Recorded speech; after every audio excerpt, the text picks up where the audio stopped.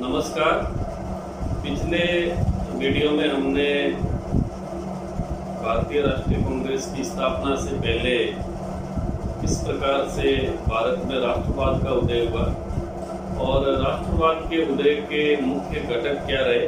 उनके ऊपर विस्तार से चर्चा की थी। आज हम भारतीय राष्ट्रीय आंदोलन के बारे में चर्चा करेंगे। भारतीय राष्ट्रीय आंदोलन को मूल रूप से 3 चरणों में बांटा गया है। प्रथम चरण, जिसको उदारवादी युग कहा गया है, और उदारवादी युग का प्रारंभ 1885 से भारतीय राष्ट्रीय कांग्रेस की स्थापना के साथ माना जाता है। तो 1885 से लेकर के 1905 तक का जो समय है, ये जो प्रारंभिक 20 वर्षों का समय है, इसको हम उदारवादी युग या मॉडरेट पीरियड के नाम से जानते हैं। इसको नरमपंथी आंदोलन की संज्ञा भी दी जाती है। द्वितीय चरण जो 1905 में प्रारंभ होता है, 1905 से लेकर के 1919 तक का समय उसमें रखा गया है, और इस द्वितीय चरण को हम क्रांतिकारी युग के नाम से जानते हैं। क्रांतिकारी इस समय में कुछ प्रमुख क्रांतिकारियों ने इस आंदोलन को एक अलग दिशा दी। तृतीय चरण, जिसको गांधीवादी युग कहते हैं, और 1915 में जब गांधी जी अफ्रीका से भारत लौटे थे, उसके बाद में गांधी जी को नेतृत्व सौंपने का विचार किया गया और गांधी जी के नेतृत्व में यह आंदोलन आगे बढ़ा। तो 1919 से लेकर के 1947 तक, देश की आज़ादी तक जो आंदोलन आगे चला, उसको हम तृतीय चरण या गांधीवादी युग के नाम से जानते हैं। अब इस पर विस्तार से चर्चा करने से पूर्व, जब भारतीय राष्ट्रीय कांग्रेस की स्थापना हुई, हम जानते हैं, इससे पूर्व भी हमने इस बात पर बहुत महत्वपूर्ण तरीके से चर्चा की थी कि क्या भारत में एक राष्ट्र की भावना जागृत हो चुकी थी, या भारत में एक राष्ट्र की भावना को जगाने में जिन पहलुओं पर हमने चर्चा की थी, वो कहाँ तक सार्थक सिद्ध हुई। अब सबसे महत्वपूर्ण जो विषय आता है, हम जब भारतीय राष्ट्रीय आंदोलन के प्रथम चरण के बारे में विचार करते हैं, तो उससे पहले कहाँ ऐसा क्या हुआ, किस प्रकार से राष्ट्रीय कांग्रेस की स्थापना हुई। जैसे कुछ लोग मानते हैं, बहुत सारे विद्वानों का ये मत है कि कहीं न कहीं ये अंग्रेजों की उपज थी, और अनेक लोगों ने कहा भी है कि ये तत्कालीन जो वायसराय थे लॉर्ड डफरिन, उनके दिमाग की उपज थी, और भारत में जो असंतोष बढ़ रहा था ब्रिटिश सरकार के विरुद्ध, उस असंतोष को कहीं न कहीं रोकने के लिए ये प्रयास किया गया। ऐसे बहुत सारे विचार, बहुत सारे अलग अलग तरीके के तर्क दिए जाते हैं। लेकिन इससे पहले हम थोड़ी सी दृष्टि डालें तो भारतीय राष्ट्रीय कांग्रेस की स्थापना से पूर्व हमारे देश में बहुत सारी ऐसी महत्वपूर्ण संस्थाओं की स्थापना हुई थी, जिन्होंने अनेक प्रकार से अपनी महत्वपूर्ण भूमिका निभाई थी, और कहीं न कहीं भारतीयों के मन में राजनीति की चेतना जगाने का प्रयास किया। जैसे हम 1843 के अंदर स्थापित लैंड ऑर्डर सोसाइटी के बारे में बात करें, जमींदार वर्ग की एक ये संगठन बना था, और ये जो जमींदार वर्ग था, इस जमींदार वर्ग का मूल उद्देश्य अपने हितों की रक्षा करने का था। लेकिन कहीं न कहीं इस एसोसिएशन ने अपनी जब मांगे रखना प्रारंभ किया, तो जनमानस का ध्यान धीरे धीरे उन्होंने अपनी ओर खींचने का प्रयास किया। और इसी क्रम में जैसे बम्बई एसोसिएशन की स्थापना हुई, मद्रास नेटिव सोसाइटी की स्थापना हुई, इसी क्रम में बहुत सारे ऐसे संगठन, एक एक करके बहुत सारे संगठन बनने लगे, और ये जो संगठन थे, इन्होंने कहीं न कहीं भारतीयों का जो है ध्यान वो अपने हितों की तरफ खींचना प्रारंभ किया। इसके अंदर जो सबसे महत्वपूर्ण संस्था बनी, जिसको हम इंडियन एसोसिएशन के नाम से जानते हैं, 1876 जुलाई 1876 के अंदर इंडियन एसोसिएशन की स्थापना हुई थी। आनंद मोहन बसु और सुरेंद्र नाथ बनर्जी की इसके अंदर बहुत ही महत्वपूर्ण भूमिका थी, और एस.एन. बनर्जी जो कि उच्च स्तर पर पढ़े लिखे व्यक्ति थे। और मूल रूप से ये जो इंडियन एसोसिएशन बना था, इस इंडियन एसोसिएशन के अंदर जो मध्यम बुर्जुआ वर्ग था, जो उच्च शिक्षित वर्ग था, उसका एक महत्वपूर्ण इसके अंदर रोल था। और इसीलिए कहते हैं कि ये एक बुर्जुआ वर्ग की एक संस्था बनी थी। लेकिन ये पहला ऐसा ऑर्गेनाइजेशन बना था जिसमें एक राष्ट्र की बात को स्वीकार किया गया। इससे पूर्व कहीं भी भारत में इस प्रकार की चर्चा बहुत कम, अपने हितों की, अपने डिमांड्स के लिए, अपने कुछ अधिकारों के लिए उन लोगों ने अलग अलग तरीके से जो भी हमने चर्चा की, इस प्रकार के संगठन बनाए थे। लेकिन इंडियन एसोसिएशन एकमात्र ऐसी संस्था थी जिसमें कहीं न कहीं इस बात का पुट था कि वो एक राष्ट्र के लिए बात कर रहे हैं। ये बहुत ही एक महत्वपूर्ण विषय था और सुरेंद्रनाथ बनर्जी ने इसको बहुत अच्छे तरीके से इसको डील किया और आगे एक महत्वपूर्ण संस्था के रूप में ये स्थापित हुई। और इन्होंने कुछ डिमांड्स जो अपने रखी, जिसमें कहीं न कहीं भारतीयों को एक राष्ट्र की ओर अग्रसर करने का बहुत ही उचित माध्यम और उचित प्रयास इसके अंदर किया गया। तो ये कहना कि केवल भारतीय राष्ट्रीय कांग्रेस की स्थापना से पहले कि ये अंग्रेजों के दिमाग की ही उपज थी या भारतीयों में ये चेतना अचानक से किसी असंतोष को रोकने के लिए जागृत की गई या जो भी तर्क दिए जाते, परंतु ये जब इन संस्थाओं के बारे में हम चर्चा करते हैं तो कहीं न कहीं ये बात उभर करके आती है कि ऐसे बहुत सारे संगठन चलते आ रहे थे और कहीं न कहीं ये संगठन चलते हुए ये आगे बढ़े। ये बात एक अलग है कि भारतीय राष्ट्रीय कांग्रेस की स्थापना में अंग्रेज अधिकारी का हाथ था और अभी हम उसी पर आगे डिस्कशन करेंगे। तो अब हम भारतीय राष्ट्रीय आंदोलन के प्रथम चरण पर चर्चा करते हैं, जिसको उदारवादी युग कहा गया है। दूसरे शब्दों में इसको नरमपंथी आंदोलन की भी संज्ञा दी गई है। 1885 से लेकर के 1905 तक का समय, यानी 1885 से लेकर के 1905 तक जो प्रारंभिक 20 वर्षों का समय है भारतीय राष्ट्रीय आंदोलन का, उसको हम उदारवादी युग या नरमपंथी आंदोलन के नाम से जानते हैं। अब सबसे पहले प्रश्न आता है कि भारतीय राष्ट्रीय कांग्रेस की स्थापना कैसे? तो जब ए.ओ. ह्यूम का हम नाम लेते हैं, जिनको भारतीय राष्ट्रीय कांग्रेस का जन्मदाता कहा जाता है,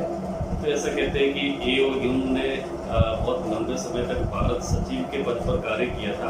और वहाँ पर कार्य करते हुए उन्होंने बहुत सारी ऐसी गोपनीय रिपोर्ट्स उनके सामने आई थी और वो गोपनीय रिपोर्ट्स पर उन्होंने बहुत सारे जो उस समय में एक्शन लिया था। तो उसकी परिणति के रूप में कहीं न कहीं उनके मन में एक ऐसा विचार आ रहा था कि भारतीयों का एक ऐसा संगठन बन जाए जहाँ पर सामाजिक रूप से कुछ चर्चा की जाए। और इसी विचार को लेकर के उन्होंने बड़े विचार विमर्श के बाद ये कहा जाता है कि उन्होंने तत्कालीन वायसराय लॉर्ड डफरिन, उस समय में वायसराय थे भारत में, तो डफरिन से भी काफ़ी हद तक इस विषय पर चर्चा की थी। और इसके बाद में उन्होंने जो कुछ भारत के गवर्नर जनरल रह करके गए थे, जैसे लॉर्ड डलहौजी थे, लॉर्ड रिपन थे, नीटन थे, उनसे भी उन्होंने बहुत हद तक चर्चा की। इवन लंदन में भी उन्होंने काफ़ी इस विषय पर चर्चा की और उसके बाद में उन्होंने एक ऐसा संगठन बनाने के लिए उनके दिमाग में विचार आया और इसी विचार को परिणत करते हुए उन्होंने 28 दिसंबर 1885 को भारतीय राष्ट्रीय कांग्रेस की स्थापना की। हालांकि प्रारंभ में इसका नाम भारतीय राष्ट्रीय संघ रखा गया था, लेकिन बाद में दादा भाई नौरोजी के प्रस्ताव पर इसका नाम भारतीय राष्ट्रीय कांग्रेस रखा गया। ये जो इंडियन नेशनल कांग्रेस बनी, अब इस इंडियन नेशनल कांग्रेस के बनने के पीछे, क्योंकि एक अंग्रेज अधिकारी ने इसकी स्थापना की थी, तो कई बार इस पर संदेह किया जाता है। जैसे अयोध्या सिंह जी भी बात करते हैं इसके ऊपर,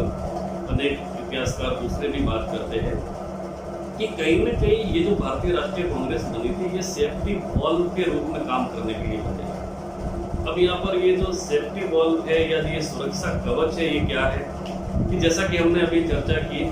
कि लॉर्ड डफरिन की इसके अंदर मौन स्वीकृति थी तत्कालीन वायसराय की कि ऐसा संगठन बने, परंतु डफरिन ने ए.ओ. ह्यूम को ये सलाह दी थी कि ये जो संगठन है वो शुद्ध रूप से ऐसा संगठन बनना चाहिए जिसमें पढ़े लिखे एक भारतीय समुदाय, पढ़ा लिखा एक भारतीय वर्ग इसके अंदर शामिल हो जाए और ये आपस में अपना मेल जोल बढ़ाते रहे और आपस में मेल जोल बढ़ाते हुए भारत के अंदर सामाजिक विषय पर चर्चा करें। बहुत महत्वपूर्ण बात है, डफरिन केवल ये चाहते थे कि वो सामाजिक विषय, जो सोशल अफेयर्स के मामले है या जो इंडियन सोसाइटी की बात है, उसके ऊपर चर्चा करें। किसी भी तरीके से ये राजनीतिक या राजनीति के विषय पर चर्चा नहीं करें। इसीलिए कहा जाता है कि जो 1857 की क्रांति के बाद की स्थितियाँ उत्पन्न हुई और उसके बाद में भारतीयों के मन में जो असंतोष पनप रहा था, हमने पिछले वीडियो में भी बहुत सारे ऐसी बातों पर चर्चा की थी कि कहीं न कहीं ये जो असंतोष भारतीयों के मन में पनप रहा था, इस भारतीयों के मन में पनप रहे असंतोष को रोकने के लिए अंग्रेजी सरकार को और ईस्ट इंडिया कंपनी को कहीं न कहीं सुरक्षा देने के लिए इस प्रकार से जो है एक सेफ्टी वॉल्व के रूप में भारतीय राष्ट्रीय कांग्रेस की स्थापना की, ऐसा एक तर्क दिया जाता है। कुछ हद तक हम माने तो कहीं न कहीं ये बात सामने भी आती है, क्योंकि हम एओ ह्यूम की बात करें तो ऐसा कहा जाता है कि जब एओ ह्यूम भारत सचिव के पद पर काम कर रहे थे तब उनके पास एक गोपनीय रिपोर्ट आई थी जिसके अंदर ये कहा गया था कि 1857 क्रांति के बाद जो असंतोष भारतीयों के मन में पनप रहा है और जिस प्रकार से ब्रिटिश सरकार के विरुद्ध एक जनमानस के अंदर एक तीव्र आंदोलन छेड़ने की जो बात उनके मन के अंदर उपज रही है, तो कहीं न कहीं अगर ये आंदोलन हुआ तो 1857 का जो रिवॉल्ट है, जो क्रांति है, उससे भी बहुत आगे तक बहुत बड़ा आंदोलन भारत के अंदर प्रारंभ हो सकता है। तो इस आंदोलन को रोकने के लिए निश्चित रूप से कहीं न कहीं सेफ्टी वॉल्व के रूप में जो है वो इसकी स्थापना करने के लिए उनके दिमाग में जो बात आई हो। लेकिन कुछ भी हो, एक राष्ट्रीय स्तर की संस्था का निर्माण हुआ और इस राष्ट्रीय स्तर की संस्था के अंदर जो प्रारंभिक पढ़े लिखे जो भारतीय थे, जिसको बुर्जुआ वर्ग कहते हैं, उन लोगों का पूर्ण सहयोग और समर्थन मिला। और जैसा कि पूर्व में एओ ह्यूम ने तय किया था कि 1885 के अंदर जो पहला अधिवेशन है वो पूना के अंदर आयोजित किया जाएगा, परंतु उस समय में पूना में प्लेग की भयंकर महामारी फैली हुई थी। तो इस प्लेग की भयंकर महामारी के कारण पूना की जगह पर ये जो अधिवेशन था वो बम्बई में आयोजित किया गया। तो भारतीय राष्ट्रीय कांग्रेस का प्रथम अधिवेशन 28 दिसंबर 1885 को बम्बई के अंदर, वहाँ पर जो तेजपाल संस्कृत विद्यालय था उसके अंदर इसका आयोजन किया गया। और इस प्रथम अधिवेशन के अंदर 72 यानी कुल 72 प्रतिनिधि शामिल हुए थे, जिसके अंदर दादा भाई नौरोजी, फिरोज शाह मेहता, व्योमेश चंद्र बनर्जी, दीनसा वाचा, ये जो पढ़े लिखा एक बुर्जुआ वर्ग जो था उसने इसका नेतृत्व किया। और यहाँ पर भी एक महत्वपूर्ण बात यह है कि एओ ह्यूम ने एक प्रस्ताव रखा था डबरिन के सामने कि ये जो संस्था है, इस संस्था के अध्यक्ष के रूप में हम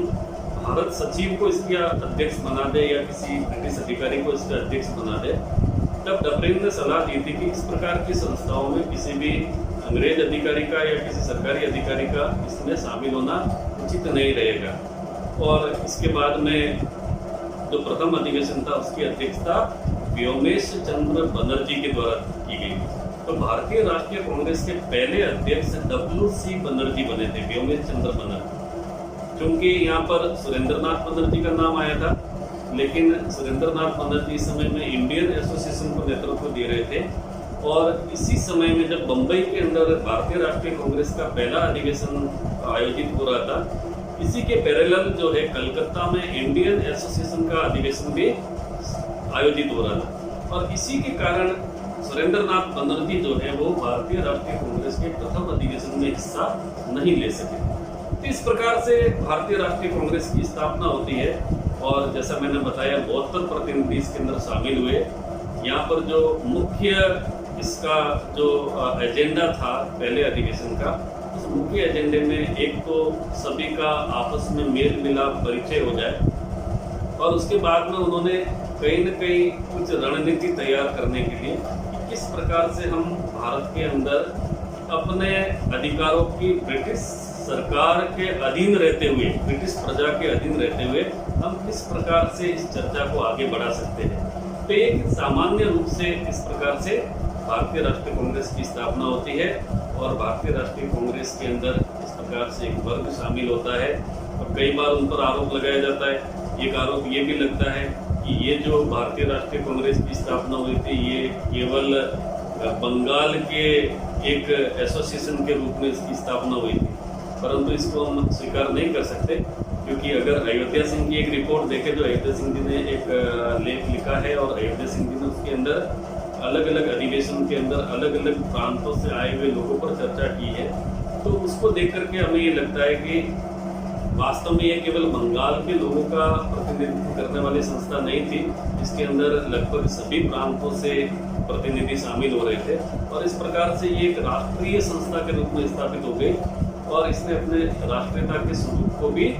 स्वीकार किया। और धीरे धीरे जैसे जैसे हम देखते, जैसे जैसे समय निकलता गया, इसके फेजेज आते गए और एक एक करके इन्होंने धीरे धीरे ब्रिटिश नीतियों का विरोध भी करना प्रारंभ किया, क्योंकि प्रारंभिक चरण में इतना महत्वपूर्ण रूप से विरोध नहीं कर पाए थे, लेकिन धीरे धीरे कहीं न कहीं ये भारत की सर्वोच्च राजनीतिक संस्था के रूप में स्थापित हो गई और इसी के जो है प्रयास आगे से आगे बढ़ते गए और कहीं न कहीं धीरे धीरे करके हम एक भारत की ओर अग्रसर होने लगे और हमने एक राष्ट्र का स्वप्न देखा। उसके बाद में हमने पूर्ण स्वतंत्रता की मांग रखी और पूर्ण स्वराज्य की मांग के साथ में आगे बढ़ते गए और ब्रिटिश शासन के हाथों से भारत को 1947 के अंदर पूर्ण रूप से स्वतंत्रता। तो अगले अपने वीडियो में हम इसकी और भी आगे विस्तार से चर्चा करेंगे।